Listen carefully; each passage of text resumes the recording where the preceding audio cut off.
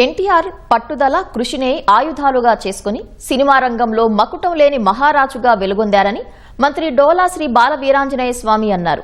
చదువుకున్న వారికి, యువతకు, సామాన్య ప్రజలకు రాజకీయాల్లో అధికార పీఠం దక్కేలా చేసిన గొప్ప సంస్కరణవాది ఎన్టీఆర్ అని ఆయన ప్రశంసించారు. ఎన్టీఆర్ కు నివాళులర్పించే తీర్మానంలో భాగంగా మహానాడు వేదికగా మంత్రి డోలా ప్రసంగించారు. ఎన్టీఆర్ కలలుగన్న విధంగా రాష్ట్రం మళ్లీ అభివృద్ధి చెందాలంటే తెలుగుదేశం పార్టీ శాశ్వతంగా అధికారంలో ఉండాలన్నారు. అందుకోసం కార్యకర్తలంతా కృషి చేయాలని డోలా శ్రీ బాల వీరాంజనేయ స్వామి ఆకాంక్షించారు.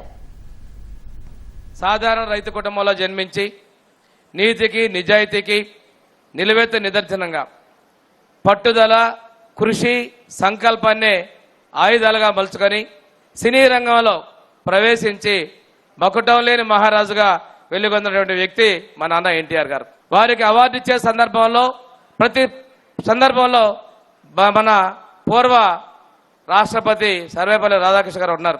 భగవద్గీత చదువుతుంటే కృష్ణుడంటే ఎన్టీఆర్ మీరే నా కళ్ళల్లో కనిపించారని ఆనాటి రాష్ట్రపతి మన అన్న ఎన్టీ గారిని అన్నారంటే ప్రజల ఆ పాత్రకి వారు ఎంత వన్నెదేస్తున్నారో ఆ విధంగా చేయాలి.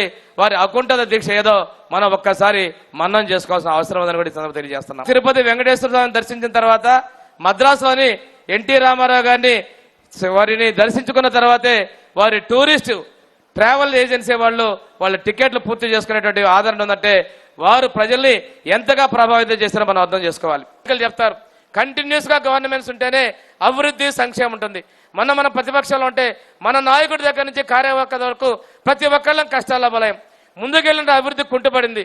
ఇవన్నీ మళ్ళీ ఈ రాష్ట్రం మన నాయకుడు అన్న ఎన్టీఆర్ ఏదైతే కళ్ళగన్నారో ఆ విధంగా మన రాష్ట్ర అభివృద్ధి కావాలంటే శాశ్వతంగా తెలుగుదేశం అధికారంలో ఉండాల్సిన అవసరం తెలియజేసుకుంటూ ఇంత గొప్ప అవకాశం ఇచ్చినటువంటి మన నాయకుడు చంద్రబాబు ధన్యవాదాలు తెలియజేసుకుంటూ అన్న ఎన్టీఆర్ గారికి నేను ఈ సభాముఖంగా నివాళులర్పిస్తూ సెలవు తీసుకుంటున్నాను.